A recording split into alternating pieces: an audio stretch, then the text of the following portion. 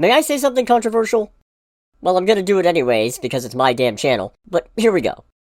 I'm not entirely pleased with the decision to make the Defenders corner of Marvel Television fully canon to the MCU.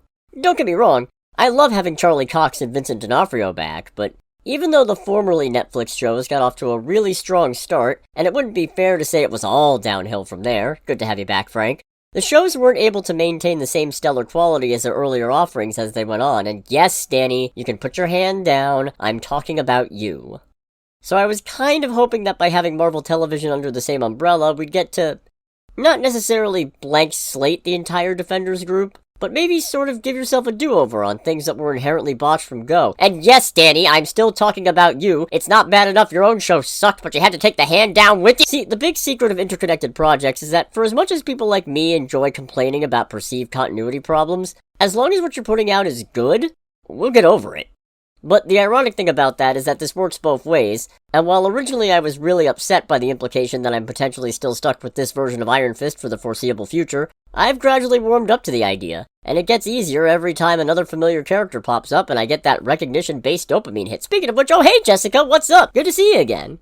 I don't think what I'm about to drop necessarily counts as a spoiler, because the most basic concept was mentioned during the mid-season trailer, but on the flip side, not everyone watches those, and also the specifics are still kind of a secret, I guess. So if you're not fully caught up on Daredevil Born Again, you've been warned. We now know that Jessica's had a daughter in the 7 years since we've last seen her. Timeline-wise, it might have been more. I forget where we are in the MCU year-wise. And with said daughter being named Danielle, it's now pretty safe to assume that we're seeing the MCU debut of Danielle Cage. Daughter of Luke Cage, niece of Iron Fist, hopefully an improved one. Yes, Danny! I'm still not over it if I have to see that goddamn plane crash one more time! And babysitting charge of Squirrel Girl. No, I don't think Squirrel Girl is showing up anytime soon. Never let them forget what they took from us by pulling the plug on that New Warriors show. I certainly won't, and I don't even like Squirrel Girl. Given that she's still just a toddler in the mainline Marvel Comics universe, comic book time is a bitch.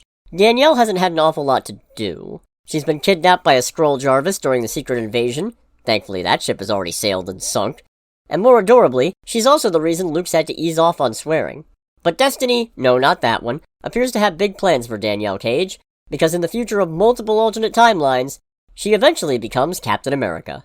In a future where Thanos slayed half of Earth's heroes, mightiest and otherwise, a new Avengers initiative was created to both kill Thanos and also keep the world safe in the wake of the Mad Titan's murderous rampage. This initiative managed to last decades, long enough that eventually, Danielle was able to join their ranks as the newest Captain America.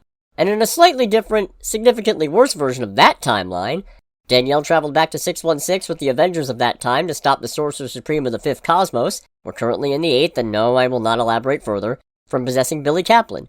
Scarlet Witch is not quite kid with insane magical potential, I've covered him before.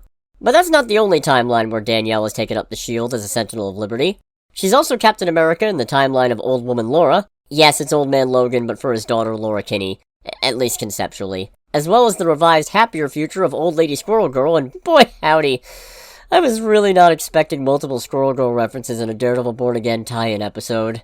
Now, once is an occurrence, two might be a coincidence, but with multiple unconnected futures pointing to the same outcome, it's only a matter of time before we see Danielle become Captain America in the MCU, right? Hell no, probably not. Disney's in their full-on coward phase where they capitulate to all the worst people on the internet, and we all saw how they reacted to, the mighty Thor, and She-Hulk, and Captain Marvel, and Ironheart.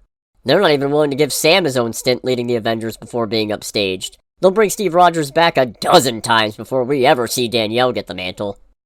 But hey, maybe in 30 years they'll finally advance the comics far enough that Danielle is the mainline Captain America, and then all the stupid anti-woke grifters will still complain about it because it's all they know how to do, but at least it'll be even easier to make fun of them for it. Right, Daredevil. Get fucked, Wilson!